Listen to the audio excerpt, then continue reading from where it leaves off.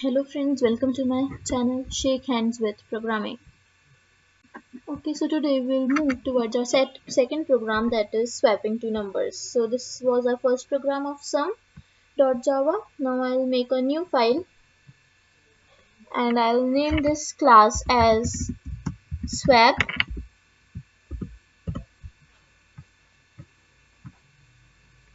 This will be having here public static void main. Now public static void main, and this is string args, or we can name it anything, only AR also.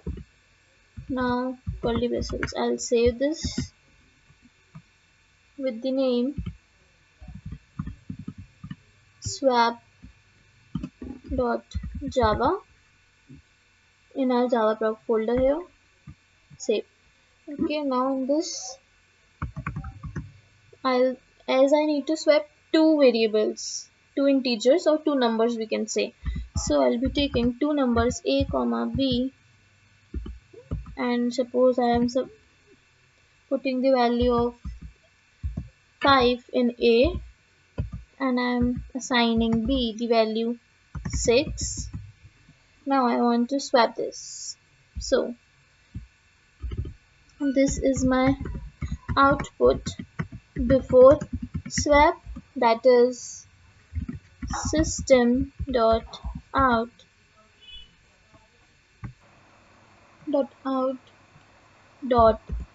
println, and here I'll print before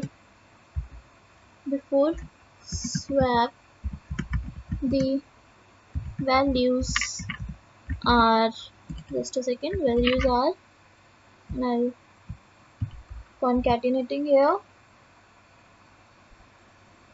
a, the value of a, and then again concatenating and b. Okay, now for the swapping, our logic is that we will a is equals to a plus b, then b is equals to a minus b, and a is equals to a minus b. Okay, now if we talk about how did we get this logic here. Okay, so let me change the color to yellow. Okay, now here suppose we are having here two memory blocks.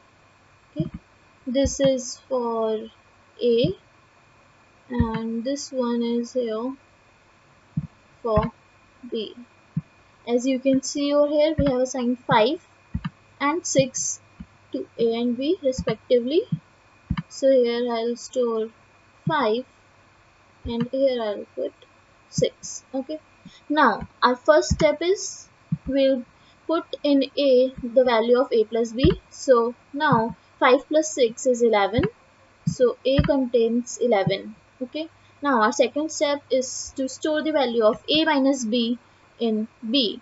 Okay, so here you can see 11 minus 6 will be again 5, so the value of b is updated to 5 here. Now in last, we are again assigning the value to a as a minus b. Now 11 minus 5, that is 6.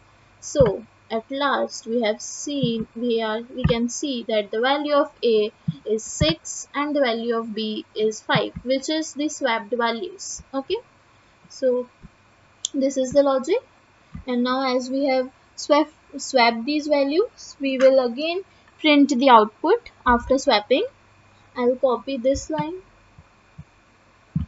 and now I'll print it here.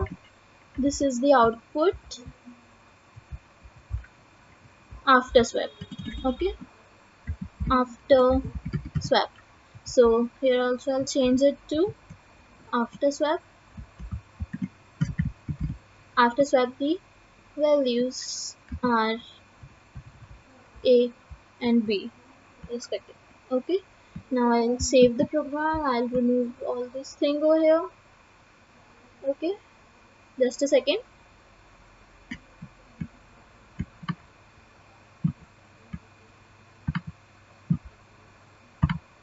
I have erased all these things.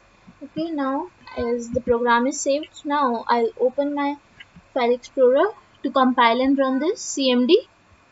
In this I'll go to C drive, Java proc folder, click here, CMD, then Java C, and let's see what is our file name. It is swap.java.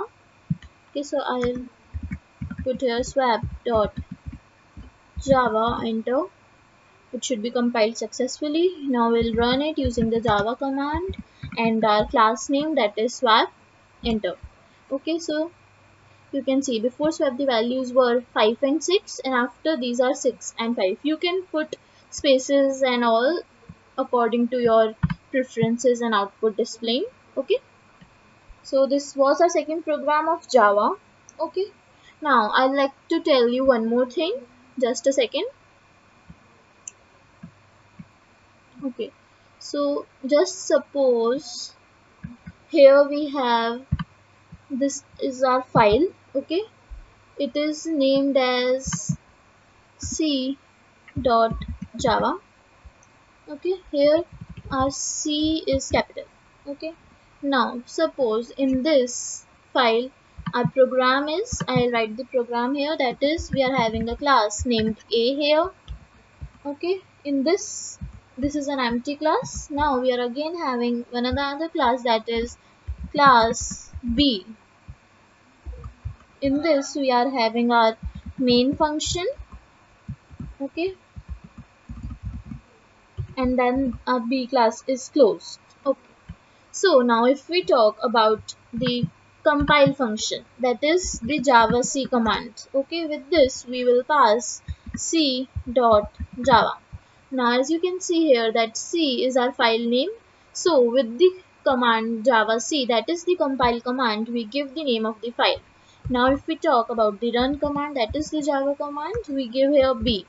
Now B is the class have containing the main function. If the main function was present in A class, we would be naming here A. Okay, now so for runtime class name, we give the class name that is having the main function. Okay, that's it for this lecture. See you guys in the next lecture. In the next lecture we'll be talking about the difference between C compiler, Java compiler, what is bytecode, and some theory part. We would not be performing any practical in the next video. Okay, so thank you so much.